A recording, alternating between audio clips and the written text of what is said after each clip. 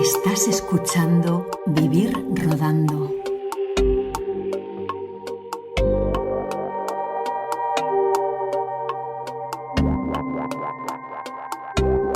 Si eres español y tienes una cierta edad, lo sepas o no, el director Pedro Lazaga ha formado parte de tu vida. Porque sus películas han formado parte de la vida de este país de una manera importante, especialmente por su conexión con el público. En casi 3 décadas, de los 50 a los 70, rueda la friolera de 96 películas, estando entre ellas obras de tan calado popular como Los Tramposos, Vente a Alemania Pepe, el ciclo de películas de Paco Martínez Soria, comedias con Alfredo Landa, Tony Leblanc, José Luis Ozores, Concha Velasco, Fernando Fernández Gómez, Ana María Gadé, haciendo un cine donde la conexión con el público y su contemporaneidad son claves. Pero Lazaga fue más. Fue el autor de ese clásico del cine español que es Corda de Presos. El hombre marcado literalmente por las guerras donde participó. La Guerra Civil, luchando en el bando republicano, y la Segunda Guerra Mundial en la División Azul. El Lazaga apasionado del cine, el escritor en revistas de vanguardia como Cine Experimental, el que comenzó su carrera con autores totales del cine español, como Carlos Serrano de Osma y Llorenç Villagrasa, y donde quizás sea una paradoja. Un director prolífico y popular, pero quizá no tan conocida su labor como cineasta, donde puede que queden ocultas sus actitudes cinematográficas ante el tsunami de títulos y éxito que tuvo su carrera. Para solucionar esto apareció la figura, como no, de Santiago Aguilar, uno de los grandes rescatadores e historiadores del cine español junto con su colega Felipe Cabrerizo. El libro Zuma Lazaga es el primer gran estudio dedicado al cineasta, un libro necesario para hacer justicia al Lazaga director, el que levantó casi 100 películas antes de fallecer a los 61 años de edad en 1979. El libro ha sido editado por la siempre especial editorial La Biblioteca de Abadía, de la web La Abadía Berzano, de José Luis Salvador Estévenez, editorial al que VR le dedicó el programa 154. Para más información, para conseguir un ejemplar de Zuma Lazaga, podéis visitar la web de la editorial. Hoy Vivir Rodando, con la presencia de Santiago Aguilar, ahonda en la figura del cineasta que siempre estuvo ahí, y con el que se puede dibujar la España que va de los 50 a los 70. Un programa para descubrir a la persona, pero sobre todo al Pedro Lazaga cineasta.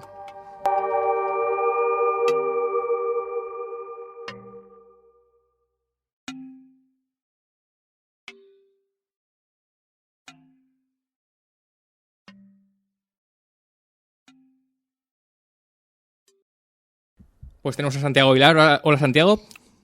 Hola, buenas tardes. Bueno, Santiago, una cuestión empezando el libro por el título, que es Zuma Lazaga. Porque Zuma Lazaga... No, perdona, sí.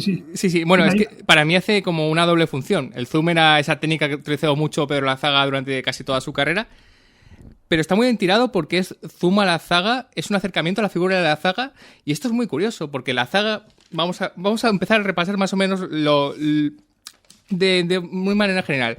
Ha hecho comedias con Ana María Gadé, Fernán Gómez, Los Tramposos, Vente a Alemania Pepe, Sor Citroën, el ciclo de comedias con Paco Martínez Soria. Eso significa que todo el mundo, a una cierta edad, ha visto alguna comedia, una película de Pedro Lazaga, o la conoce. Pero a la vez, digamos que es un director bastante desconocido como director, ¿no? Hombre, es un director desconocido en el sentido de que dirigió 96 películas. Y hay 12 que se dan habitualmente por televisión, otras tantas que se suelen reponer cada determinado tiempo. Y luego hay un montón de películas que son absolutamente subterráneas, tanto por la primera época, cuando las hizo, cuando todavía no era un director 100% comercial, como de esa época más comercial, pues muchas películas que no tuvieron la fortuna que otras. Pero no sé si como cineasta, como director, me refería a ese concepto desconocido como director, incluso vamos a decir la palabra, aunque no me quería decirla, como autor. Quiero decir, José Luis de Heredia, Edgar Neville, Mariano Ozores, directores más o menos de esa época, yo creo que suenan a casi todo el mundo y lo conoce todo el mundo. Y que Pedro Lazaga, a pesar de ser tan conocido, su nombre a veces, digamos, es como algo subterráneo en cuestión de análisis de autor. Tampoco hay muchos estudios de Pedro Lazaga, por eso tu libro es tan importante, ¿no? Bueno, no sé si es importante, sí que en principio es el primero que aborda, digamos, el conjunto de su obra desde una perspectiva más o menos cinematográfica, o eso es lo que hemos intentado nosotros, José Luis Salvador, el editor, y yo, hemos intentado que fuese una obra comprensiva, que lo abarcase un poco todo. y también que, digamos, de alguna manera acentuar ciertos aspectos biográficos, estos sí totalmente desconocidos, sí, que nos parece que explican también muy bien por qué Lázaga hizo el cine que hizo. O sea, no solo la razón de el que hiciese sus películas porque le pagaban, y si le pagaban por 6 películas al año, él decía que prefería rodar 6 a rodar una y que le pagasen lo mismo, que él prefería estar trabajando, ¿no? Rodando, preparando una, montando la anterior, en fin, este tipo de cosas, sino que además, ya te digo, que tenía esa especie como de pulsión que tuvo mucho que ver, y hay una parte de su filmografía que también está dedicada a ello, sobre todo con sus primeros años, cuando el interés por el cine era una pasión, pero era una pasión que estaba coartada pues por una serie de circunstancias bélicas, tanto de la Guerra Civil como la Segunda Guerra Mundial. Las dos le pillaron de pleno, y bueno, en fin, que, digamos, cuando consiguió salir de aquel infierno, yo creo que la dedicación al cine tenía ese sentido también. Sí, bueno, es bastante importante, además haces un estudio detallado de sus películas, que es el grueso del libro, pero al principio pues hablas de su vida y le dedicas bastante tiempo a esos dos conflictos bélicos, ¿no? Primero luchando en la Guerra Civil con el lado republicano, y luego en la Segunda Guerra Mundial con la División Azul contra la Unión Soviética, que realmente fue muy crudo. Además se describe de una manera muy cruda, y como él realmente tuvo un comportamiento, bueno, realmente valiente, y realmente es de sufrir mucho en ese conflicto bélico. ¿Cómo le afectó esto en su carrera, digamos, en su cine? Porque sí que tiene películas donde lo bélico es bastante decisivo y bastante importante. Sí, afecta, yo creo, de dos maneras. Por un lado, en cuanto a que efectivamente hay un ciclo de películas que yo he tratado más bien al final del libro para no acumular sangre y heridas de guerra en la primera parte, que abarca prácticamente toda su filmografía. Son 6-7 títulos, o sea, quiero decir que tiene una dedicación bastante considerable tanto a la Guerra Civil como a algunos aspectos de la Segunda Guerra Mundial, como es su paso por la División Azul, ¿no? Y por otro lado, hay una película, una de sus primeras comedias producidas por Dibildos, que se titula La vida es maravillosa, y esa fue una enseñanza que él sacó de aquella mutilación, de aquellas heridas de guerra, ¿no? Por las que tuvo que pasar prácticamente un año entero por hospitales, primero hospitales de sangre, luego hospitales de campaña, luego ya una vez repatriado a España primero en Burgos y luego en el Gómez-Ulla, ¿no? Y todo eso le dejó esa sensación de que la vida ante todo era vivirla, y para él vivirla era filmar, era estar rodando, ¿sabes? Entonces esa es un poco esa idea, y por eso encaja también, ¿no?, en este programa, porque su vida es vivir rodando verdaderamente la vida de Lázaga. Vamos a entrar en esa cuestión de pasión por el cine, porque a lo mejor muchos se sorprenden que realmente Lázaga era un apasionado del cine. Era un artesano, sí, pero es todo un apasionado del cine. Pero antes, ya que hemos entrado en la cuestión bélica, militar, al final pasa mucho con los directores que trabajaron mucho durante el régimen, que siempre tienen la patina ideológica, que siempre hay que sacarle cuál era su matiz ideológico. ¿Hay algún matiz ideológico en el cine de Lázaga? Obviamente estamos hablando de alguien que fue un director importantísimo durante el régimen franquista, y creo que muchos alguna vez cuando le han preguntado han intentado incidir eso. No sé si en esas cuestiones, esas películas bélicas, había un matiz ideológico.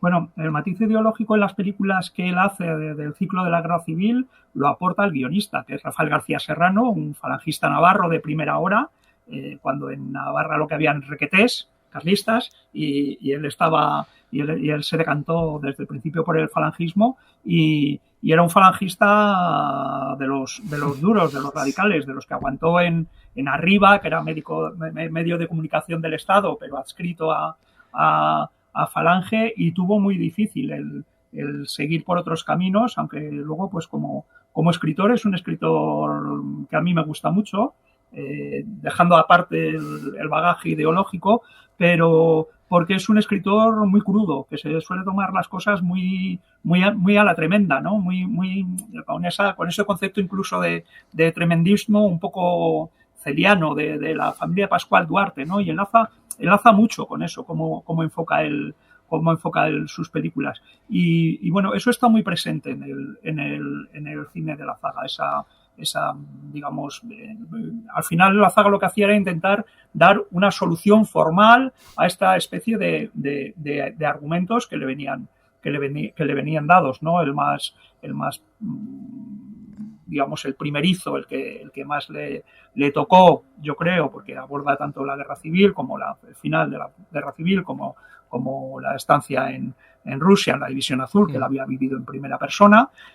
Bueno, pues esto está en La Patrulla, ¿no? En una de las primeras películas bélicas que él hace, y luego tiene un gran éxito porque ahí obtiene un premio, no sé si, bueno, en San Sebastián, y no sé si también algún premio oficial, con La fiel infantería, que es una adaptación también de una novela de García Serrano, bueno, una serie de recuerdos de García Serrano que él relabora para hacer la película, para hacer La fiel infantería, que tiene una parte en el centro, es una película coral, con una parte en el centro que habla más bien de noviazgos y de este tipo de cosas, o sea, que deja muy la guerra como muy fuera del asunto, pero que tiene un prólogo y un epílogo espléndidos desde el punto de vista cinematográfico, digamos, las situaciones, cómo están rodadas, cómo están resueltas. A mí me parece que ese prólogo y ese epílogo, no tanto el concepto de esa idea, ¿no? Como estaba dedicada a los caídos de uno y otro bando en un intento de estos de reconciliación, pero siempre de reconciliación un poco, digamos, haciendo una concesión, ¿no? al derrotado y dejando claro que el ejército republicano, primero los milicianos, luego ya el ejército popular de la República, habían sido derrotados en una guerra por una fuerza militar, ¿no? Que estaba amparada además por la Iglesia, cosa que en el guión no sale tampoco demasiado, en esta parte digamos, de la parte nacional católica. Y esto es una cosa que la Zaga tampoco tenía. Hay otras películas que tienen esta idea un poco moralizante, pero bueno, no hay que olvidar que la Zaga hizo la guerra en el lado republicano, en ambulancias, y que si fue a la División Azul, que la División Española de Voluntarios, fue muy poco voluntario. Fue voluntariamente en el sentido de que llevaba, después de 3 años de guerra, llevaba 6 meses en un campo de prisioneros, en un campo que entonces llamaban de calificación, de clasificación, ¿no? de prisioneros, y luego 1 año de mili en artillería, y cuando se fue a la Unión Soviética cobrando un sueldo que mandaban a casa, pues de alguna manera tampoco la voluntariedad tampoco fue demasiada. Si no, en vano, recomiendo de nuevo el libro por el estudio de la Zaga, pero por esos inicios magníficos con que Santiago describe, pues eso, el comportamiento de Pedro Lazaga en la guerra, sobre todo ese momento en Rusia, ¿no? Que realmente tremendo, con estas heridas que tuvieron a Lazaga durante un montón de tiempo, pues nada, hospitalizado y sufriéndolas. Una curiosidad, pero esto ya... Lazaga quizá fue el director que más rodó durante la época del régimen franquista. Su época de los 60 es una auténtica y absoluta locura de cuánto rodó. ¿Cómo fue su relación con la censura? No sé si rodó tanto porque sabía perfectamente los engranajes de cómo esquivar la censura o la industria. Luego también hablaremos un poco de cómo era la industria de los 50 y 60 en España, pero su comportamiento con la censura de alguien que rodaba tanto era porque... digamos que ya lo conocía, sabía lo que tenía que hacer o no, o ¿cómo era eso? ¿Cómo crees que podía comportarse? Él prácticamente a partir de 1965, cuando tiene el enorme éxito de La ciudad no es para mí, no olvidemos que es una película que hace en cines más de 4 millones de espectadores, una cifra absolutamente brutal, ¿no? en aquella época, y esta la produce esta es una película que él dirige para Pedro Masó. Entonces, hay una parte ahí de su filmografía, cuando está rodando 6 y 7 películas al año, que son películas que escribe el equipo de Masó, con Masó, Vic, Coello, prácticamente solo rueda para Masó. Lo que pasa es que él rueda todo. O sea, luego cuando la Zaga empiece a renquear, porque ya busca otros horizontes, quiere hacer otras cosas, entonces Masó tiene que recurrir a Merino, a Aguirre, ¿sabes? A 4 o 5 directores de comedias más que le hagan lo que le hacía solo la Zaga en esos años. Y Masó sí que tenía cogida la medida, muy cogida la medida. Sí. Hay películas digamos, Las amigas, por ejemplo, que trata un tema de, digamos, de alta burguesía y de un grupo de amigas que se malmeten unas con otras y tal, en la que había una relación claramente lésbica y que la censura dijo, bueno, esto que no se note, que se nota perfectamente, pues porque la zaga rueda el viaje de las dos a Venecia como si fuese una luna de miel, ¿no? Como rodará luego en otra película que tiene una luna de miel en Venecia con idénticos planos y con idénticos tal. Pero no fue el caso porque Massot, que era por un lado muy listo y por otro lado que tenía buena relación con la administración, igual que en su día había rodado con, no me acuerdo, La Gran Familia y estas películas que eran, digamos, películas oficialistas, en el sentido de que lo que hacían era poner de relieve digamos, los beneficios que proporcionaba el régimen, en el caso de La Gran Familia, a las familias supernumerosas, pero, por ejemplo, pues la zaga rodó también con el, ¿cómo se llamaba esta película? La de Operación Plus Ultra, por ejemplo, sobre un concurso que organizaba la SER, en niños desfavorecidos que habían cometido actos heroicos, ¿no? Habían hecho actos heroicos y luego los llevaban a ver al Papa. En fin, los llevaban a Roma, los llevaban allí de excursión, pero entonces, este tipo de películas, que son unas películas que de alguna manera, o El otro árbol de Guernica, ¿no? Que traiciona un poco la novela de Castresana, en cierto sentido, pero para adaptarla un poco a lo que era la ideología del régimen en ese momento, que digamos, tengamos en cuenta que el régimen no fue monolítico, o sea, sino que tuvo una serie de movimientos y sobre todo a lo largo de los años 60 bastante considerables, ¿no? Ahí estamos después de los 25 años de paz, con esta especie como de campaña que orquestó Manuel Fraga en 1964 desde el Ministerio de Información y Turismo y bueno, en fin, digamos que es una película que venía a poner una vez más el énfasis no tanto en la guerra civil, y eso que sí son niños de aquellos que en mayo de 1937, después del bombardeo de Guernica, salieron hacia Bélgica, hacia Francia, hacia Inglaterra, evacuados porque en Bilbao en Vizcaya no podían estar, ¿no? Pero esta situación, la zaga, digamos que de alguna manera lo que hace es pues convertirlo en una película, digamos, más o menos infantil, pero ahí sigue estando ese toque ideológico que la convierte más que en una película bélica, no vemos la guerra, pero sí en una película profundamente política. Sí. Y política no desde el punto de vista de la zaga, que se ocupa de realizar eso lo mejor que él sabe, de trabajar con niños y de eso, sino desde el punto de vista de Massot. Una cosa importante del libro Zuma la zaga, que ya sabéis podéis encontrar en la Biblioteca de la Abadía, que es una editorial muy especial, como he explicado en la introducción. Una cosa muy importante es que Santiago hace una filmografía al final, resume la filmografía de Pedro Lazaga, que en el caso de Lazaga es muy importante, dado la cantidad que hay. Pero hace una cosa muy importante, que es poner el número de espectadores que tuvo cada película, lo cual en Lazaga es muy importante, dando la importancia que tenía para Lazaga, digamos, hasta entre comillas, comercialidad, digamos, que las películas llegaran al público. Y hay una curiosidad que ya hemos avanzado un poco respecto a cómo trabajaba Lazaga, y es un poco para reflexionar sobre la industria del cine español de 50, sobre todo 60. ¿Cómo demonios se puede rodar tanto? Porque cualquier persona que le guste el cine actualmente, cualquier persona joven, le parecerá ciencia ficción que un director haga. Yo he contado, creo que no es exactamente el número, unas 37 películas en los años 60. No sé si he acertado o no. Es una locura y es que es absurdo y es imposible. Que esto pasara es imposible actualmente. ¿Y cómo pasó en los años 60, donde se supone que había menos medios o era más complicado hacer? ¿Por qué pasaba eso? Porque es que es muy complicado que un solo director, por mucha industria o mecánica que hubiera, ruede 37 películas en unos 10 años.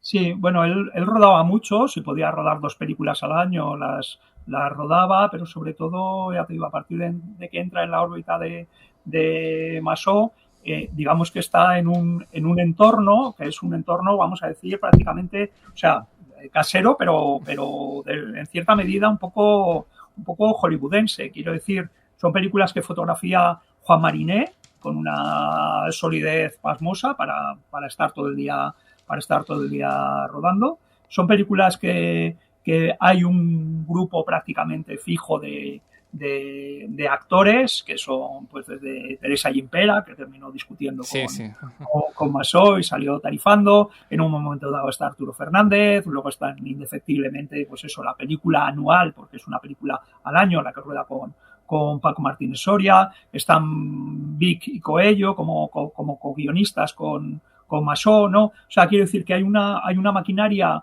muy rodada, en el sentido de que es un equipo que funciona bien y que además, por lo que sabemos y por las declaraciones de todo el mundo, José Sacristán, por ejemplo, decía San Pedro la Zaga.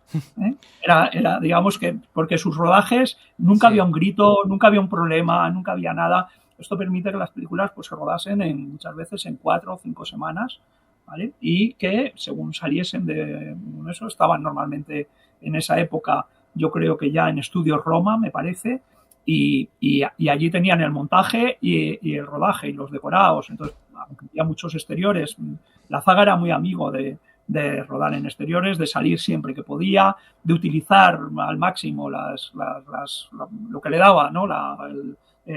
El entorno, pero eso no quita para que se siguiesen utilizando, digamos, lo que eran las casas, las 3 casas en las que pasaba la acción, digamos, en las que se cruzaban las parejas y este tipo de cosas, pues eso al final estaba siempre digamos, eso se construía en estudio. Y luego están pues esos grandes, digamos, esos lugares míticos, ¿no? Como Marbella, como Torremolinos, como Benidorm, a los que sistemáticamente va a rodar, y sabemos también por sus hijos que muchas de estas películas que se rodaban en Benidorm se rodaban en verano, donde tenía casa la Zaga y donde tenían casa otros cuantos más, ¿no? Entonces simplemente se iba de veraneo y por la mañana pues decía, bueno, pues hoy en lugar de ir a la playa a darme un baño, pues voy a rodar y ya luego me doy el baño, ¿no? O sea que digamos que había una cierta mecánica y la Zaga en esto, ya te digo, estoy hablando igual demasiado de Masó porque la época con Dibildos es previa y luego posterior, ¿no? Pero pasaba mucho con Masó. Él decía, yo dirijo las películas de Masó. O sea, no estoy dirigiendo películas de Pedro Lazaga, no es un film de Pedro Lazaga, son películas que produce Pedro Masó y que yo dirijo y pongo todo mi oficio en que esto quede lo mejor posible, ¿no? Y de hecho, incluso en algunas películas ya más tardías, en las que digamos que ya recurre demasiado al zoom, ¿no? El zoom tiene una parte para él buena, en el sentido de que le permite rodar más rápido también y digamos que muchas veces lo utiliza con un sentido, pero hay a partir de un momento, a principios de los 70, en la que empieza a utilizar el zoom muchas veces de una manera recursiva, empezando y terminando planos con movimientos de cámara, con zooms que no van a ningún lado, en fin, esto es paradigmático, una película que hizo con Alfredo Landa, porque también fue lanzador del landismo, claro, participante del landismo, que se llama Las estrellas están verdes. En esta película podemos ver ese tipo de planificación loca en la que nunca conseguimos saber dónde está la cámara ni dónde quiere ir, lo cual termina convirtiendo también la película en una especie como de fluir continuo, o sea, que quiero decir que termina configurando un estilo si le queremos buscar esa vuelta, ¿no? al asunto. Pero bueno, él confiaba mucho en el equipo y digamos que lo que eran problemas de coreografía, de actores, de diálogos, de tal, sabemos que los resolvía siempre con la máxima facilidad. Sí, estaba pensando en que estaría bien hacer un doblete, os recomiendo, que es leer las memorias de Mariano Ozores, que es respetable público, que era amigo íntimo de Pedro Lazaga. Mariano Ozores superó a Pedro Lazaga en cuanto a número de películas, simplemente porque Pedro Lazaga desgraciadamente falleció antes de superar las 100 películas. Y en esta diferencia entre, obviamente, Ozores y Lazaga, quería irme un poco a los principios de Lazaga como cinéfilo, porque Ozores entra, a través de la televisión, él viene de una familia de artistas, como todos sabemos, pero Lazaga realmente era un cinéfilo cuando no era muy fácil ser cinéfilo en esa época. Escribió en una revista experimental, que era, en una revista de vanguardia llamada Cine Experimental, y una cosa que puede sorprender a muchos que oigan es que fue guionista de Embrujo de Carlos Serrano de Osma, no en vano fue guionista de varias películas de Serrano de Osma y que trabajó en Vidas Sombras de Jove Gracia. O sea, películas que no tienen nada que ver con lo que más o menos va a hacer, sobre todo más bien cuando su carrera vaya avanzando. Con lo cual estamos hablando de un tipo que se supone que es un artesano, ¿no? Que hace películas de productor con un guionaje no sé cuánto, pero empezó, digamos, empapándose de una autoría y muy extrema como son Serrano de Osma y Jove Gracia. Sí, él según sale del hospital, digamos que él consigue un puesto en la administración, digamos, un puesto de lo que sea, ahí en el sindicato de la pesca, gracias a ser mutilado de guerra, pero inmediatamente lo que se dedica como un loco es al cine. Y se acerca a una tertulia que es en el Café de la Elipa, en la calle de Alcalá, donde se reúnen efectivamente Carlos Serrano de Osma, Victoriano López, una serie de gente que está muy interesada en que haya otro tipo de cine, ¿no? O sea, Serrano de Osma los bautiza como los telúricos, sí. Que no tiene nada que ver con el telurismo tal cual lo entendemos, sino con un movimiento radical que lo que pretende es que el cine no puede ser esta cosa adocenada que se está haciendo en España en los años 40, que vale ya por un lado de folclore, y ahora hablaremos de cómo reinterpretan eso en Embrujo, ¿no? Sí. Y al mismo tiempo tiene esa especie como de vamos a hacer otras cosas, digamos, vamos a hacer un cine que formalmente sea trascendente, pero que al mismo tiempo trate temas que nos interesen y no esta cosa, ¿no? Y entonces, en ese grupo, Lazaga está muy integrado. De hecho, él consigue una plaza como ayudante de dirección. Él la pide como ayudante de dirección, solo se la conceden como auxiliar o como segundo ayudante de dirección, y se va a Barcelona, que es donde Boga Films, el grupo de producción en el que ha entrado Serrano de Osma, y en ese equipo en el que están también José de Ubieta y otra serie de gente, y desde el punto de vista de la interpretación, otro factor clave del grupo telúrico es Fernando Fernán Gómez. Uh-huh. Está allí, recién casado con María Dolores Pradera. O sea, digamos que ahí hay un grupo que se forma, ¿no? Y que también está otro director, guionista, Enrique Gómez, uno de los primeros que escribió un tratado sobre cómo se escribían los guiones sobre cómo escribir un guión en España, ¿no? En los años 40.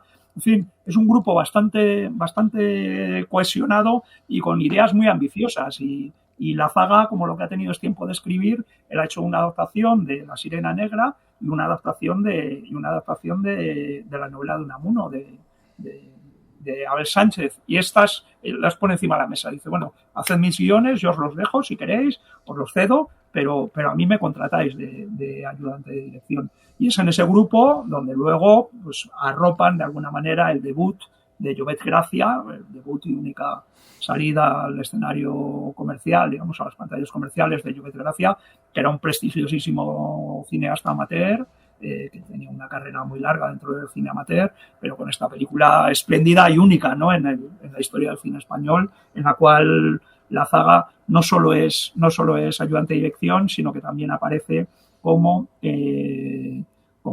un mago meliesiano, ¿no? Que saca un niño de una chistera en el momento en que nace el protagonista, en una pantalla, por supuesto, sí. Una pantalla, una barraca, ¿no? Como corresponde a Vida en Sombras. Uh-huh. Al principio de la película. Y no sé, tú que has estudiado tanto a Lazaga y que obviamente ya es un clásico historiador de cine español durante tantos años, no sé si a Lazaga le frustró un poco no poder hacer ese cine que había planeado con Serrano de Osma, con Llobet Gracia, con los telúricos. No me refiero a que... estoy diciendo, por ejemplo, Mariano Ozores seguramente no estuvo muy frustrado porque él siempre dijo quiero hacer películas para el público comercial. Quería hacer comedias cómicas, sí, y las hizo siempre. He hecho la película de La Hora Incógnita, salió mal, no quiero volver a repetir, quiero hacer esto. Pero sí que quizá Lazaga, que estaba tan imbuido con ese tipo de cine, que trabajó en el cine, que trabajó con ello, hacer este cine, que bueno, es que tiene maravillas y otras cosas que son menos maravillosas, no sé si hubo una frustración en su carrera que a lo mejor no expresó mucho, o se lo expresó a sus más allegados, de decir, está bien, pero es que no puedo hacer estas cosas que había planeado de joven hacer. No, él llegó un momento en el que adoptó como, bueno, digamos que su digamos, la hora incógnita de Pedro Lazaga es Cuerda de Presos. Sí, ahora, ¿vale? Es que eso lo siento que vamos a ser Cuerda de Presos, pero quitando Cuerda de Presos, porque si no caemos en la trampa de Cuerda de Presos, lo que haría más... no volvería a hacer algo como Cuerda de Presos. Haría cosas muy estupendas, pero jamás volvería a eso. En el sentido de que él entra ya ahí, digamos, en la órbita de Dibildos, sí. y se inventan entre los dos un género que es la comedia predesarrollista, ¿no? Esta comedia de parejas que luego Salvia llevará a su máxima expresión con Las chicas de la Cruz Roja, ¿no? Pero estas comedias de parejas que también hace alguna Klimovsky cuando aterrizaba en España, digamos que son películas de productor que al mismo tiempo, digamos, están protagonizadas una vez más por Fernando Fernández Gómez, esta vez ya con Analía Gadé, ¿no? En fin, este tipo de repartos en los que cabe un poco todo el mundo, ¿no? En las que suele estar Antonio Ozores también, con el que hay ya una amistad previa, ¿no? Con todos los hermanos Ozores, sobre todo con José Luis, hay muchísima amistad, y con Mariano a lo largo de los años, ¿no? Entonces, bueno, digamos que son un grupo de películas en los que él ya se encuentra una fórmula, yo creo, que tiene que ver con un tipo de comedia en el cual él puede hacer determinadas cosas, digamos, resolver estilísticamente determinadas cosas, pero, digamos, en un entorno que es un entorno que el público entiende y asume directamente y además disfruta con él, ¿no? Entonces, digamos que yo creo que ve que ese es su camino y todavía a principios de los años 60 se mete en 3, 4 películas. Eva 63, por ejemplo, es una película muy poco conocida, pero es una película coral, una historia de 5 mujeres en el Madrid contemporáneo que viven juntas, pero que en lugar de ser las chicas de la Cruz Roja y todas buscar el amor, no, son todas historias bastante truculentas o bastante desgraciadas o bastante tal, y no por ello ellas salen peor paradas en la película, ¿no? Sino que hay esa voluntad de realismo, de tal que Lazaga siempre tuvo en cierta medida, y por eso es muy raro que ruede, salvo las películas de Guerra Civil, muy raras son las películas que no suceden en el mismo momento de su realización. O sea, prácticamente todas son películas contemporáneas que hablan muchas veces de fenómenos contemporáneos como son los toros, que le interesan más por contemporáneos que por el propio tema. Normal, conocer a Lazaga es conocer la historia de España de los 50 a los 60, 70. Es seguir un poco la historia de España. Son casi documentales de ficción, digamos. Sí, bueno, hay una parte sociológica, porque es que además él toca todos los temas. O sea, desde el turismo, ¿no? El turismo es un gran invento, hasta, ya te digo, las relaciones de pareja, la emigración, un montón de situaciones, el consumo. No firmas más letras cielo, yo qué sé, 1000 cosas, ¿no? Que entonces eran pues, yo qué sé, la motorización, ¿no? De Sor Citroën, o sea, quiero decir que hay 1000 historias que llevadas por un sitio, llevadas por otro, tienen ahí en Lazaga En los 50 hay 2 películas, yo creo que claves, o 3, ya hemos hablado de La Patrulla al principio, pero digamos que las 2 películas son Cuerda de Presos del 55 y Los Tramposos del 59. Su película y luego su gran película popular, podemos decir. Vamos a empezar por Cuerda de Presos, que siempre ha quedado, esa maravillosa película que es Cuerda de Presos, como la gran película de Pedro Lazaga, y es una de las primeras, con lo cual ya queda marcado como va a ser su gran película para toda su carrera, ¿no? Es lo que decíamos un poco, ¿no? Es una película, digamos que todo esto es un enfoque hecho a partir de los años 60, porque la película tarda 3 o 4 años en estrenarla y se estrena de muy mala manera. La película no se ve prácticamente. Sí, y es recuperada y además de estas películas que son recuperadas cuanto más tiempo vaya pasando, ¿no? Mucha gente la ha recordado ahora, a partir de que esto era en nuestro cine la puso un día, dijeron, bueno, esta maravilla que es, este señor que hacía Los Tramposos, y se va recuperando, ¿no? Es una película que va creciendo. Que produce Santos Alcocer, que era era otro falangista, digamos un quintacolumnista aquí en el Madrid de la guerra, pero que, según contaba Gila, para el que produjo El hombre que viajaba despacito, era el hombre que hacía películas sin dinero, y entonces esta es una película, Cuerda de Presos es una película sin dinero. Lazaga coge una novela de Tomás Salvador, que se llama una novela que se llama también Cuerda de presos, de Tomás Salvador, un hombre que había estado también en la División Azul, que había sido comisario de policía, que tiene varias cosas relacionadas con policiales, que luego escribió también bastante ciencia ficción en los años 60, pero que en ese momento pues ha escrito esta novela que trata sobre una pareja de la Guardia Civil que tiene que llevar a un preso desde un pueblo de León hasta Vitoria, atravesando todos los picos de Europa. Y la saga lo rueda al natural. O sea, se cogen un coche, un grupo electrógeno, una camioneta para la cámara, se meten, porque al final son 3 actores más, bueno, los que están en determinadas escenas, y van rodando según se van encontrando en esas situaciones, pues con los 3 actores y los encuentros. Es una road movie magnífica con 3 personajes que prácticamente, bueno, sobre todo el sacamantecas, ¿no? El personaje que hace Fernando Sancho, que prácticamente no habla, ¿no? Y que hace un psicópata, ¿no? del siglo XIX, un psicópata asesino del siglo XIX, y bueno, de principios del XX, ¿no? Se están montando la vía ferroviaria todavía y eso sale, ¿no? Un poco en la película. Y bueno, ahí hay ya os digo, no sé, a mí me parece sí una pequeña maravilla, no solo por la ejecución, sino sobre todo como concepto de producción. O sea, esa idea de se puede rodar una película así, una cosa que ahora sería con los equipos que hay ahora, ¿no? Que es de lo más frecuente o de lo más natural, pero que en ese momento supone una aventura vital en la que se embarca y en la que embarca el resto del equipo de la zaga. Y los tramposos no, los tramposos es como, digamos, darle la vuelta a todo esto. Justo eso.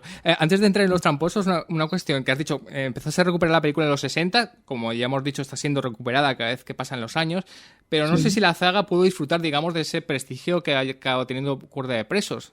Él murió en el 79 y no sé si en el 79 ya Cuerda de presos todavía se empezó a reivindicar o sería un poquito más adelante, donde realmente... No, había una cierta reivindicación, pero si era siempre como una reivindicación como de una película mítica, ¿no? Una película invisible, ¿no? Claro. Las películas no eran como ahora, no estaban en eso. Entonces, las películas o estaban en los cines, o estaban en un cine de sesión continua, o no las veías. De manera que había varios críticos que decían, bueno, sí, aquella película, aquella tal, porque bueno, se pasó en cineclubs y tuvo cierto realce a la hora de intentar lanzarla, pero luego era una película que prácticamente nadie había visto.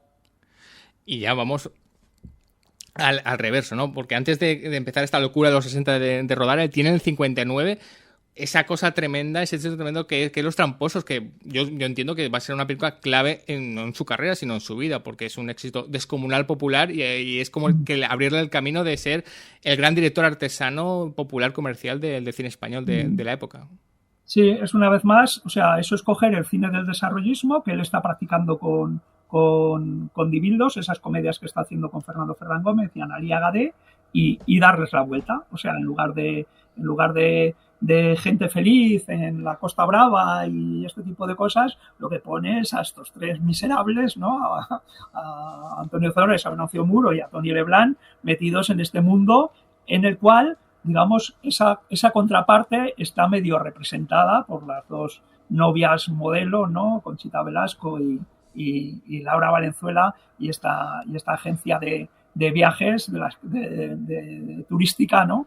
En la que trabajan, muy moderna, toda esa totalmente cincuentera, pero al mismo tiempo, pues eso, de aquellos se aprovechan para hacer estos tours turísticos cutres que organizan por Madrid y por donde sea, a fin de sacarles los cuartos a los turistas como sea, ¿no? Y por eso, digamos que el grandísimo éxito, digamos que es lo que le da un empuje, ¿no? Para poder seguir dirigiendo, ¿no? Porque tuvo como esa conexión con el público que nunca perdió. Sí. No, y sobre todo él arranca ahí una serie de películas también con Tony Leblanc, con Concha Velasco.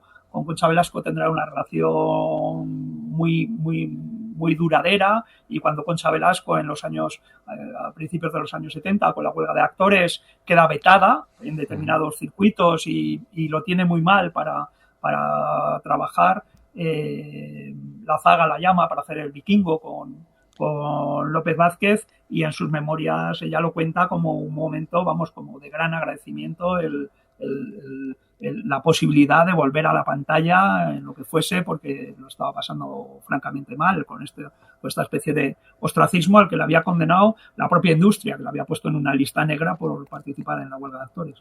Sí, ya lo has dicho antes, pero es importante remarcarlo, excepto el caso de Teresa Gimpera, que realmente raja un poco bastante de la saga. Es cierto que él tiene muy buena relación con todos los equipos y, como hemos dicho, la vida es maravillosa, pero los rodajes eran maravillosos. Por lo que he leído, además a la saga le gustaba mucho rodar. Luego había cosas que le aburrían más del cine, pero lo que le gustaba era rodar. Y hacía unos ambientes fantásticos para los actores, y es muy, muy raro oír hablar a alguien mal de la saga. Quizá esa era la receta de la saga, como hemos dicho, ¿no? Que disfrutar tanto de los rodajes, que los rodajes no dejan de ser algo agradable, y por eso se pasaba todo el día. Fiestas en las que la gente pues iba y tal, además sabía que salía a su hora, que no se iba a salir 3 horas tarde, que no tal, porque si podía resolver 1 hora antes con 1 hora menos, resolvía con una hora menos. Y bueno, también matizar, ¿no?, el tema de Teresa Gimpera. Sí. Teresa Gimpera tuvo la bronca con Massó, básicamente, que decía, bueno, este señor es un tal. Digamos, en eso arrastraba a la saga, claro, que era, como decíamos antes, el director de las películas de Massó, no porque personalmente pensase que es que la saga no hacía bien su trabajo o que la había eso, sino que hacía unas películas que eran las películas lamentables que escribía Massó. Es un momento en el que Teresa Gimpera también está muy ligada a la Escuela de Barcelona. Sí, y hay que, digamos, esa etapa suya hay que borrarla un poco, ¿no? Para ser la musa. Ella tenía un contrato y bueno, hizo muchas películas, hizo igual que hizo 1000 cosas, ¿no? Claro. Pero es verdad que se sentía un poco explotada, y además en el sentido de que las películas, al ser películas corales, pues tampoco le permitían un poco el lucimiento, porque siempre había otra actriz, otra tal, que estaba, digamos, al mismo nivel, ¿no?, en este tipo de repartos, en este tipo de elencos. Haces una cosa muy interesante en el libro, porque en realidad hacer un libro sobre Pedro Lazaga es complicadísimo, principalmente por el tamaño de su obra, solamente por eso, y luego porque realmente le das mucho valor a lo que hace. Pero haces una cosa muy interesante para resumir, que es que no vas diciendo de la primera película a la última, sino que las divides en bloques, en varios bloques, y eso es muy interesante porque uno que viera la filmografía de la saga podría pensar, bueno, este señor hacía comedias, cosas populares, comerciales, pero una vez que entramos en el libro lo que vemos es que realmente había bloques temáticos a los que él se dedicaba. Es verdad que luego ibas saltando de bloque en bloque, pero tenía un bloque y se dedicaba a ello, ¿no? Sí, a mí, vamos, eso me parecía fundamental, me lo han reprochado alguna vez, el que no sea de que no haya seguido un orden cronológico, pero creo que el orden cronológico no le hace justicia. No, o sea, es cierto. Que funciona como mera acumulación, como mera justaposición de títulos, y nos termina un poco, digamos, nos lleva a callejones sin salida, ¿no? Entonces, me parecía mucho mejor plantear esto, sí, desde el punto de vista de qué películas de género estricto hizo la saga, con qué productores estuvo asociados, en qué ciclos productivos, más que eso, son casi filones, ¿no?, como el caso de Martínez Soria, o sea, a qué filones se asoció en un determinado momento. Luego tiene otro que tiene que ver pues con Nadiuska, con Arturo Fernández, con tal, y esto yo, igual que por ejemplo cuando hablo de Los tramposos, que hablábamos antes, hablo no de otras películas, no de otras historias, no tal, sino de lo que hablo es del tío vivo, de los tebeos y de los personajes de Nadal, ¿no?, a los que remiten inmediatamente cualquiera que conozca este tipo de historietas, pues imagina perfectamente, ¿no?, a Rigoberto Picaporte, suerte de mucho porte, y su novio y su novia cuando vea a un López Vázquez por ahí. Digamos, este tipo de cuestiones, tiro mucho de ellas, y ahí, por ejemplo, pues hay una influencia que yo veo muy clara, aparte de que adaptase novelas o no adaptase novelas, a principios de los 70, a mediados de los 70, que es, por ejemplo, la fotonovela. Y intento hacer un poco ese análisis, no desde el punto de vista sociológico, sino desde el punto de vista narrativo, de qué recursos y qué modos de la fotonovela intenta transmitir la saga, igual que un díptico que hace, que es como una especie de del meteorito absurdo que le cae en el mismo año en su carrera, no sé si es 72 o 73, que es dirigir en el mismo año una película con dos películas, una con Sara Montiel y otra con Carmen Sevilla, ¿no? Quiero decir que son cuestiones, digamos, ahí que verdaderamente hay que darles esa forma, creo yo, y hay que entenderlas así, hay que entender cómo es dirigir a dos estrellas de ese calibre, ¿no? Además, Sara Montiel ya en su última película y seguramente la peor. O sea que tampoco creo que sea siempre culpa de la zaga todo esto, sino que tiene que ver con muchas otras cosas. Estamos llegando a la recta final del programa. Además, has nombrado a Martínez Soria y es imposible acabar el programa no mencionándolo, pero me ha entrado una curiosidad. Pero la zaga moriría en el 79 por culpa de un tumor cerebral, con lo cual murió relativamente joven. Bueno, muy joven, 61 años. 61, sí, claro. Estaba ya en los 60 y obviamente hubiera superado las 100 películas. ¿Cómo crees que hubiera sido la zaga dirigiendo ya cercano a los 80, digamos? Porque, bueno, hemos hablado de Mariano Cores. Mariano Cores se adaptó bien a la época moderna, sigue haciendo películas como un loco. Y hemos hablado de que la zaga hacía películas contemporáneas, hacía películas muy, digamos, hasta cierto punto sociológicas, ¿no? Como hacía Mariano Cores también. ¿Cómo hubiera sido la zaga de cercano a los 80? ¿Tú crees que se hubiera adaptado bien a la industria del cine de los 80? ¿Hubiera seguido haciendo lo mismo? Pues me imagino que adaptarse se hubiese adaptado, que le hubiese gustado más o menos, no lo sé. Sí, matiz importante. Sí. No, es que no sé, no te puedo decir. O sea, quiero decir que muchas veces esto es hablar ya de ciencia ficción, ¿no? Sé muy bien, por ejemplo, cuando la crítica, por ejemplo, en su día, cuando veía estas cosas que hacía la zaga a principios del 70, decían, por ejemplo, había un crítico que dijo, no, la zaga dirigirá el primer porno español, cosa que decías, bueno, es absurdo porque nunca va por ahí, ¿no? Hizo 3-4 películas de destape. Sí, muy pocas, es decir, sí. Y tampoco, y en un momento en el que ya más o menos la cosa estaba, digamos, entre el 75 y el 79, podía haber hecho 200, y no es eso. Y las películas que él tenía, las que tenía, digamos, en el tintero y que le gustaría haber hecho, pues esas no las hizo. O sea, tenía todavía alguna película más que tenía que ver con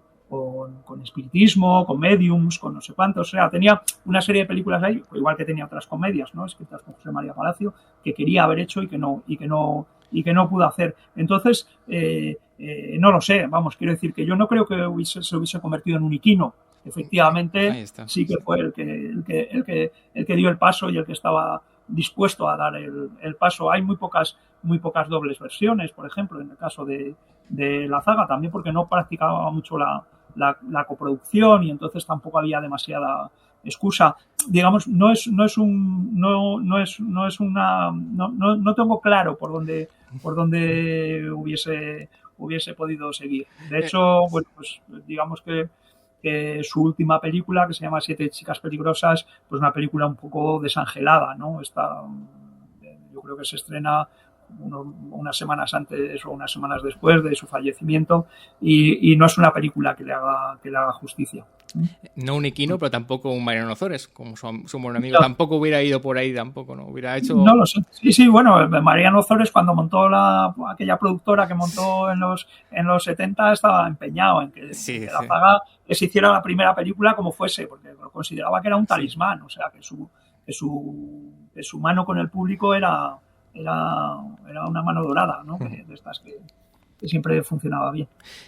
Y eso, estamos yendo a la recta final, pero no podemos irnos sin ese nombre de Martínez Soria. Yo creo que la zaga fue un tipo con suerte, podemos decir, porque pasó lo que pasó con Martínez Soria, que era un actor de teatro, obviamente como tú sabías, que había hecho varias películas, pero sobre todo era un actor y productor teatral muy importante, muy popular, que decide hacer, pues eso, la adaptación de La ciudad no es para mí al cine, dirige la zaga y se convierte en un bombazo. Y la zaga se va a convertir en el director oficial de las películas de Paco Martínez Soria, que como todos sabemos tuvieron mucho éxito en su época, pero todavía tuvieron más éxito después cuando fueron puestas por televisión. Digamos que la zaga se convirtió en el director oficial de Martínez Soria y un par de películas, entre ellos Mariano Ozores, con el que va a trabajar Martínez Soria, pero la zaga fue el director de Martínez Soria en el cine, estas películas tan exitosas que todavía hoy se siguen poniendo por televisión. Sí, rodaban una al año, justo en el mes que paraba, Martínez Soria, por eso normalmente digo que paraba en el teatro y aprovechaba, yo creo, las situaciones o las situaciones no, las comedias teatrales que él ya tenía hechas, de recientes o antiguas, para hacerlas, porque así Martín Soria no tenía que aprenderse diálogo nuevo, él ya se sabía su personaje, se sabía los estos. Esto pasa, digamos que hay una excepción, que seguramente es una excepción notable, que es El turismo es un gran invento, que es una película que aprovecha la estructura de La ciudad no es para mí, pero la lleva, digamos, a esta otra dimensión, ¿no? Y es una de los pocos guiones originales que rueda Martínez Soria, que es una producción de una vez más de Masó y dirige Lazaga. En esta ocasión, sí, yo creo que con todas las garantías, porque es una de las mejores películas de Paco Martínez Soria. Sí. No quiero que nos vayamos. No nos vamos a ir. Vale. Digo, sin hablar de El cálido verano, el señor Rodríguez. Sí, esa película que los madrileños habéis podido disfrutar gracias a ti, gracias al libro. No nos vamos a ir. Lo tengo montado dentro de poco podremos disfrutar todos. Buena noticia. No, mano, una cosa última de la época de Martínez Soria. Yo siempre reivindico que hay que ver La ciudad no es para mí, porque me parece una película técnicamente fantástica y se demuestra el grandísimo director que es Pedro Lazaga. Lo digo en serio, en serio. Me parece una película magnífica en cuanto a planificación, realización. Quien se deje llevar por clichés o tópicos, que los olvide, ¿no? Puede ser que El turismo es un gran invento sea, para mí, quizás su película más divertida, pero Nacionales para mí es excelente. Una película excelente desde el punto de vista formal. Se lo digo a un director, lo siento, es mi opinión. No sé si es tu película Martínez Soria Lazaga, quizá la gran película que hacen, que es la primera. No, a mí me gusta más, seguramente porque el protagonismo está más repartido, al estar también por ahí López Vázquez con un papel bastante sólido. Me gusta más El turismo es un gran invento y de La ciudad no es para mí. Me parece que uno de los grandes hallazgos que se repetirá luego en multitud de películas es el prólogo. Sí. Que es lo que es original, ¿no? Que es esa especie de echadura en un Madrid loquísimo, súper acelerado, con unas estadísticas de esto, en las cuales hay bancos, pero los bancos, pues no hay bancos para sentarse, pero sí que hay bancos para meter el dinero, en el que hace un pequeño cameo Saza y en el que sale ahí de fondo sale Lazaga en 3 fotogramas tomándose un café en un kiosco. Y yo creo que dejando ahí esa firma de diciendo, bueno, esta parte sí que es mía, aquí sí que estoy yo, ¿no? En la película. Yo tengo un problema con las películas de Martínez Soria. Creo que lo he sorteado razonablemente en el libro, que es su moralismo, su tono moralizante, final, que a mí me agota.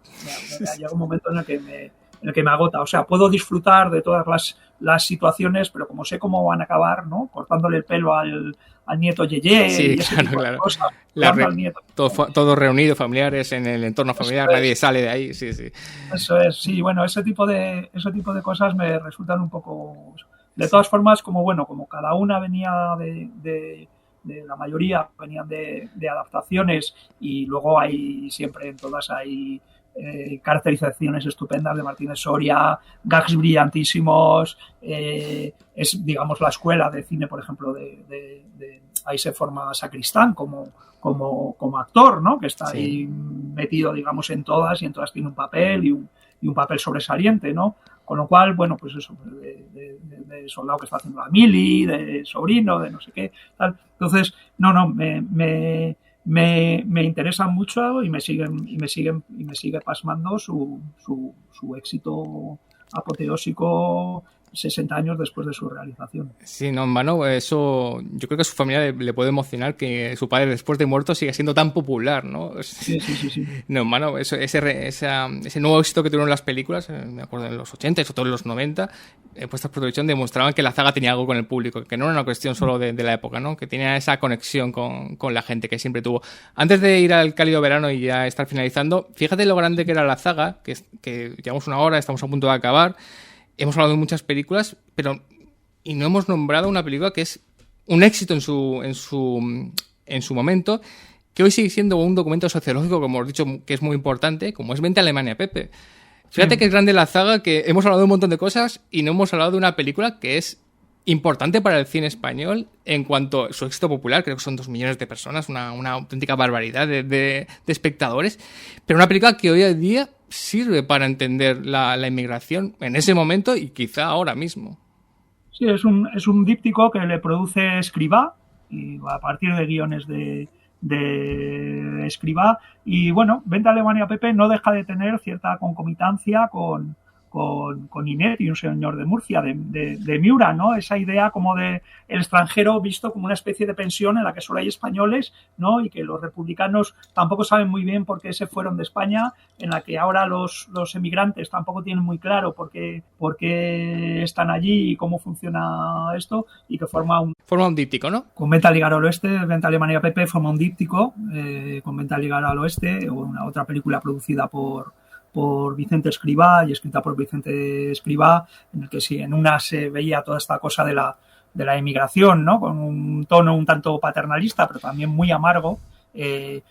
Aquí se ve también con el mismo tono amargo todo lo que son los rodajes de los westerns mediterráneos o incluso de las producciones foráneas, ¿no? Eso. Pero trae ya otro tema que me interesa que toquemos, que es que he hablado bastante de la zaga realista, pero al mismo tiempo me parece que uno de sus grandes valores es cómo es capaz de meter la ensoñación, el mundo de la imaginación de sus personajes en toda su filmografía, ¿no? Y esto vale para prácticamente cualquier película de las que hace. Sí, no, mano, hay que decir una cosa del libro, tiene un blog dedicado al Fantastic, con lo cual tampoco fue ajena. Obviamente la zaga tenía que hacer algo de Fantastic, pero ¿cómo puede meter los sueños o esas ensoñaciones alguien que pisaba tanto la realidad, digamos, española? Sí, pero bueno, también ahí se maneja con unos códigos que muchas veces son los de la parodia, ¿no? Sí. En el cual remite a códigos que el espectador tiene totalmente asumidos para a partir de ahí, pues, digamos, darles la vuelta, ¿no? Es el caso de 2 películas que a mí me gustan mucho, que son Black Story, la historia negra de Peter P. Peter, ¿no? Que Peter P. Peter es López Vázquez, un escritor de novelas policíacas al estilo de Agatha Christie, pero que siempre se ven en situaciones que son más de película de James Bond, ¿no? Y un poco cómo va asumiendo esto, un poco al estilo de aquella película de Jean-Paul Belmondo, ¿no? Que se llamó Cómo matar al más famoso agente secreto del mundo, ¿no? Aquí en España. Y la otra, que es una película que también me parece que funciona muy bien en ese registro y que queda siempre un poco fuera, pues por su propio título, es el abominable hombre de la Costa del Sol, que es una película en la que un tipo gris, un public relations del Hotel Meliá Don Pepe, que hace Juanjo Menéndez, es asediado por una serie de mujeres y alguna de ellas pues tiene estas fantasías con el tipo de hombre que es él, que es algo que la zaga ya había hecho en una película con un guión de Jesús Franco, en Viaje de Novios, perdona, me estoy liando, con ¿cómo se llamaba aquella? Que iban las 2 chicas a San Sebastián a la universidad de verano y se encontraban con Fernán Gómez y con Tony Leblanc. Sí. Del 59, guión de Jesús Franco. Me he metido en un lío que ¿para qué? ¿Luna de verano? Luna de verano, exactamente. Luna de verano, sí. Pues con Luna de verano ya había hecho este tipo de cosas, ¿no? En el que Fernán Gómez, que era un tímido profesor, pero aparecía igual como un Cid que como un Hernán Cortés, ¿no? Ante los ojos de las extranjeras. Este es un poco ese registro que hacía paródico, que yo creo que la zaga manejaba muy bien y que encaja muy bien en este mundo contemporáneo, porque digamos que remite, como siempre antes hablaba de las fotonovelas o de los tebeos, remite a una serie de elementos de la cultura popular.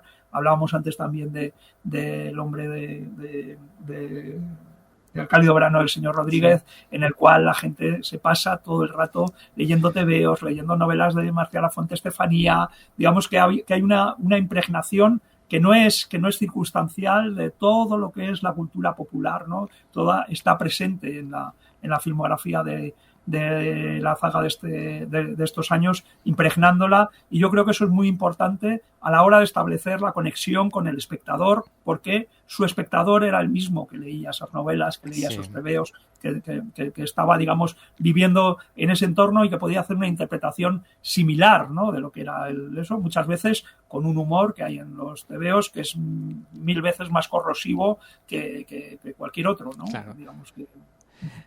Sí, no, me ha hecho gracia que comentaras Luna de Verano, Jesús Franco, y he pensado que un buen doblete podría ser Luna de Verano y tenemos 15 años. Creo que sería una doble sesión de verano. Mira, ahora en verano, perfecta para hacerlo. Un La Saga Franco, estupendo sería. Bueno, pues ya sí que entramos al cálido verano del señor Rodríguez. Obviamente la saga fue un director muy popular, pero alguien que rueda tanto tiene que tener películas perdidas o películas que no se estrenan, películas extrañas. Y a raíz del libro hemos podido recuperar una película, como es El cálido verano del señor Rodríguez, que, si no me equivoco mal, tuvo su pase en la Filmoteca, creo, cuando hiciste alguna especie de presentación. Cuéntanos un poco la historia de esta película, porque todos sabemos de la saga, bueno, las grandes películas, lo importante que fue en su carrera, pero estas películas perdidas que suelen ser a veces muy, muy interesantes. Pues es que no, cuando de las 96 no había podido ver las dos primeras, el primer largometraje y el primer cortometraje. Del primer cortometraje sabemos que existe porque hay una foto, pero no hay papeles ni siquiera en censura ni en el Archivo General de Administración. No consta un corto que se llama Encrucijada.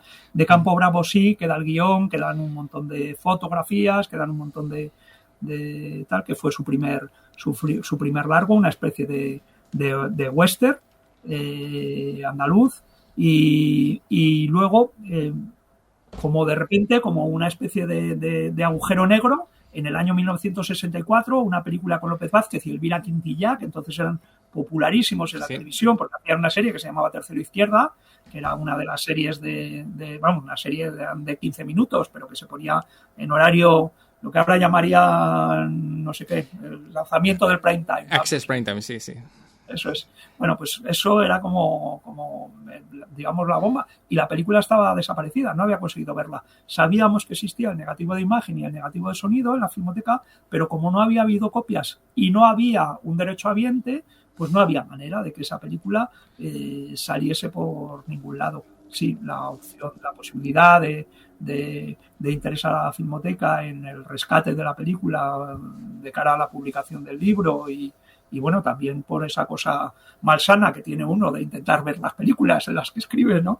Y no escribir todo de memoria. El hijo de la saga, Pedro Lazaga Bustos, nos había dejado el guión, y ya, digamos, ahí habíamos tenido un primer contacto con la película, y sobre todo con un montón de improvisaciones escritas de puño y letra de la saga, ahí en toda la primera parte de una secuencia improvisada, que es la de títulos de crédito, la previa a los títulos de crédito, de López Vázquez en coche saliendo de Madrid, hecho un energúmeno, yéndose de vacaciones a la sierra con su mujer. Y es una película en la que también funciona todo esto que hablábamos. En realidad, El cálido verano del señor Rodríguez son las tres excusas que él se inventa para un ojo morado que le han puesto durante la semana que ha estado de Rodríguez, para explicárselo a sus amigos, a su mujer y tal. Y para cada uno inventa una historia, y es una vez más esta sublimación, ¿no?, de la parte de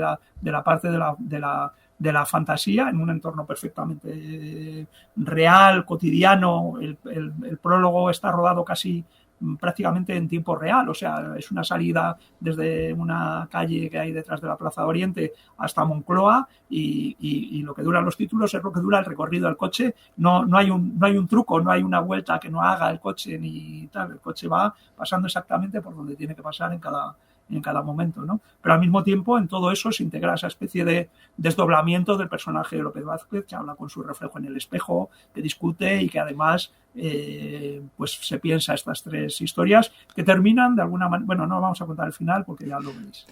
Ya lo veréis. Quiero decir, podremos verla alguna vez porque, bueno, fuisteis muy privilegiados en Madrid de tener ese pase, pero no sé si el resto de los mortales podremos acceder a ella de alguna manera. La podréis ver dentro de poco. Dentro de poco habrá noticias, ¿no? Habrá noticias. Vale.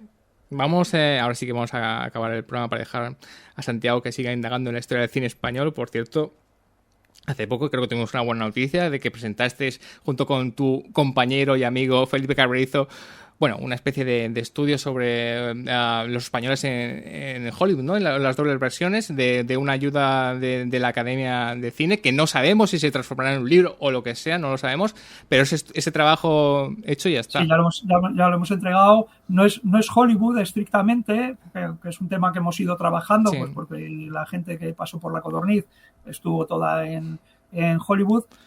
Lo que tratamos ahí es los españoles que fueron a París, porque en lugar de la Paramount, en lugar de montar sus producciones españolas en el año 31-32, en lugar de montarlas en Hollywood, lo que hizo fue instalar una sucursal en París en la que rodaba en francés, en español, en italiano, en alemán, hasta en 14 idiomas.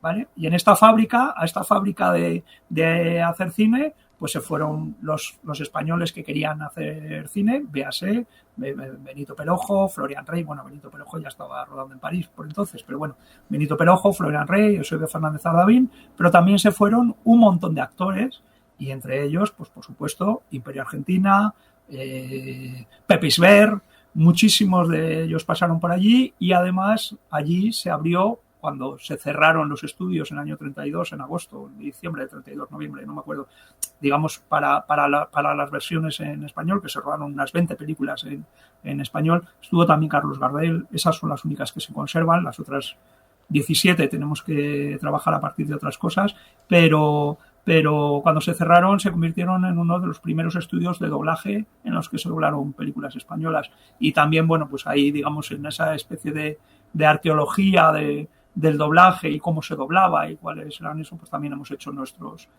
pinitos, y he encontrado a Luis Buñuel emboscado en una tarea que no firmó nunca y que nunca quiso que se dijese que estaba haciendo, porque era una tarea mercenaria, ¿no? Pero bueno, como tantas otras cosas de las que no quería que se supiese, como luego en Filmófono, ¿no? Todo su trabajo en Filmófono, con Urgoiti en 1934-1936, ¿no? En todas estas películas en las que debutó una vez más, debutó Marquina, debutó José Luis de Heredia, hizo su segunda película José Luis de Heredia, en fin, una serie de gente muy, muy estimable de los que hicieron cine durante la República. Y bueno, pues ese tipo de tareas nos encontramos con gente tan insospechada como Luis Buñuel por ahí dirigiendo doblajes. Bueno, lo que te he comentado, no sabemos en qué se transformará ese trabajo, si algún día lo podremos ver los mortales. Bueno, esperemos que se publique. Que se publique, ¿no? Nosotros sí. Lo único es, nuestra obligación era entregar. Claro, ahí está. A partir de ahora. El estudio lo hemos entregado la primera semana de julio, que era nuestro plazo. Y bueno, a partir de ahora, pues ahora en septiembre, octubre, pues empezaremos a ver cómo funciona la cosa y si hay un editor, que yo creo que lógicamente debería tenerlo. Debería tenerlo. Como tenemos acaparado el mercado, lo que hacemos Felipe y yo, los dos juntos, pues al final nos quedamos un poquito... nos cuesta encontrar editores que nos sigan el ritmo. Los Batman y Robin de la historia del cine español. Ahora sí que vamos a acabar. Solo dos cosas a hablar. Has tenido para el libro colaboración con la familia Larazaga, ¿no? Con bastante. Sí. Importante, sí, ¿no? Porque... Sí, bueno, esto es un libro que planteamos José Luis Salvador Esteven, es el editor de La Abadía, y yo, cuando terminamos el de Superagentes Españoles, planteamos hacer algo de comedia. La zaga salió un poco de una manera natural. José Luis contactó con Pedro Lazaga Busto, con el hijo de Pedro Lazaga y de Marujita Bustos, y él se ofreció a que viésemos su archivo. Y bueno, un poco cuando estuvimos viéndolo, porque era en Andalucía, tuvimos que ir hasta allí, y cuando lo estuvimos viendo fue cuando pensamos que era un libro que no podía salir en la colección, ¿no? En la Biblioteca de la Abadía como tal, pues por la extensión que tienen los libros de bolsillo, que tenía que tener una extensión mayor, sobre todo a partir de toda esta documentación que nos había proporcionado el hijo de Lazaga. Y a partir de ahí sí, nos mantuvimos un canal abierto de comunicación con él con sus hermanos y canalizándolo hacia nosotros, de manera que, pues sí, toda la parte esta personal, pues aparte de buscar en archivos militares y en otra serie de sitios, pues ha estado eso. Y las ilustraciones del libro, que son todo fotos maravillosas de la zaga dirigiendo, no hay muchas, no son en color, son en blanco y negro, pero en todas aparece la zaga dirigiendo y todas vienen del archivo familiar. Sí, la colaboración ha sido estupenda. Bueno, ya sabes, Zuma la zaga pertenece a la colección de la Biblioteca de la Abadía, de ese proyecto fantástico que tiene José Luis Salvador Estévenez de la Abadía de Berzano. Ya sabéis que es una biblioteca, una editorial un poco distinta, tendréis que ponernos en contacto con José Luis para acceder al libro, pero os lo recomiendo porque estamos hablando de un libro importante, que el único estudio que hay... También con Vial Books, que hizo el libro, coeditó el libro para que pudiésemos sacar las casi 300 páginas o las 300 páginas. Sí, por eso hay que... Eso está muy bien que se apunte, porque decir que es un libro un poquito más ambicioso del resto de la Biblioteca de la Abadía, que son libros más sencillos, obviamente, pero la zaga merecía un volumen un poco más extenso, más ambicioso y un poquito más complejo, y Santiago lo ha hecho con un libro importante. El único estudio de Pedro Lazaga, que es un director vital para la historia del cine español. Y con eso voy a acabar. Tú, Santiago Aguilar, uno de los grandes historiadores del cine español, obviamente, estudiosos. ¿Cuál crees que es el hueco de Pedro Lazaga en la historia del cine español? Ya sé que es un poco ambiciosa la pregunta, pero te voy a explicar. Sabemos qué hueco tiene José Luis Heredia, Edgar Neville, Fernán Gómez, Mariano Ozores, todos estos nombres de esa época. Pero por eso te decía un poco al principio que la zaga, a veces, siendo tan popular, su nombre a veces no suena tanto. ¿Cuál crees que es el espacio que le corresponde a la zaga en la historia del cine español? Yo creo que es el de la conexión popular. O sea, que frente a otros directores que tenían otro tipo de, o sea, que con ciertas ambiciones de cuando no argumentales, sí formales, o sea, con cierto esto, siempre tuvo esa idea y esa garantía también para la propia industria, para los productores que recurrían a él sistemáticamente, sabiendo que era capaz de sacar un proyecto adelante, ¿no? Creo que esa especie de puente entre el público y entre la producción, digamos que hubo otros que se autoproducían o que digamos que mantenían otro tipo de circuitos, pero yo creo que esa conexión permanente entre la producción, entre lo que es la industria o lo que fue, digamos, la industria en un momento del cine español en los años 50, 60 y 70 con un público que no había dejado de ir al cine, o sea, que seguía viendo cine y que reclamaba un determinado tipo de cine. Yo creo que ahí el eslabón perfecto fue Pedro Lazaga. ¿Y crees que Pedro Lazaga se le puede considerar un autor? Ya sé que esta pregunta es horrible para muchos. Como sí que consideramos autor a Fernán Gómez, director, a Edgar Neville lo consideramos autor. ¿Crees que Lazaga se le puede considerar un autor? Hombre, en el sentido callerista no se puede considerar, porque al final, claro, él no escribía sus argumentos, él no los adaptaba a una determinada fórmula, a una determinada tal, siempre de manera que fuese reconocible su estilo, aunque es bastante reconocible. Sí. Pues según épocas es bastante reconocible, ya digo, también porque funcionaba con equipos muy, muy, muy estables, ¿no? Pero creo que autor no es la palabra, tampoco es artesano, en el sentido de que no es alguien a que le den unas páginas y diga, venga, va, lo hago y ya está, y cuando se pasa por caja. Creo que esa pasión por el cine, por rodar y por trabajar con los actores, con los técnicos, con la familia del cine, esa siempre estaba ahí. Y bueno, eso, hay una palabra que es cineasta. Es el que hace cine y el que vive el cine, ¿no? O sea, que quiero decir que a lo mejor es un poco, no sé si es más o menos ambiciosa que autor o que artesano, pero bueno, hay un terreno ahí en el que creo que cineasta se le reconoce perfectamente a Lazaga. Pero Lazaga, el gran cineasta de la historia del cine español, me gusta mucho. Y sí que es lo último, 96 películas, es que son muchísimas, hemos nombrado un montón. Me gustaría que al novato en lazaguismo le recomendaras una, dos o tres, pero que nos fuéramos un poco fuera de los clásicos, fuera de los tramposos, incluso de Cuerda de presos, de Vente a Alemania, Pepe, de Cico Martínez. Ya te nombro alguna que especialmente te guste mucho y esté más oculta, digamos. Hombre, yo recomiendo siempre la Black Story, la historia negra de Peter P. Peter. Es una película que me parece muy loca, muy enloquecida, muy libre.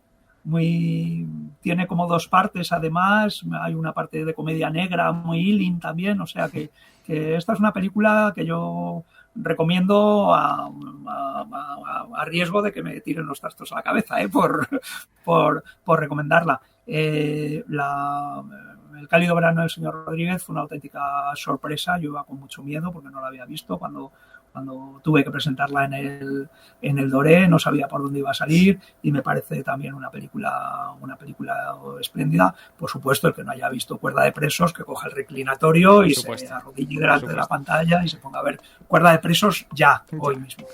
Ya, que no siempre hemos dicho que es muy conocida, pero no es tan conocida como las otras, ¿no, hermano? Sigue ese camino que hemos dicho de prestigio. Santiago, un honor tener a uno de los grandes historiadores del cine español y darte las gracias por haber hecho justicia con un director al que se supone que ya le ha hecho justicia al público, porque ha ido tanta gente a ver las películas y seguimos viéndolas en televisión, pero merecía un trabajo que le respetará un poco como cineasta, como director, yo sí que voy a decir como autor, ¿no? Y creo que lo has hecho con este Zumalaczaga.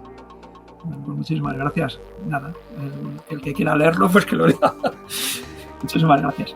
Bueno, y a todos vosotros, hasta el próximo programa.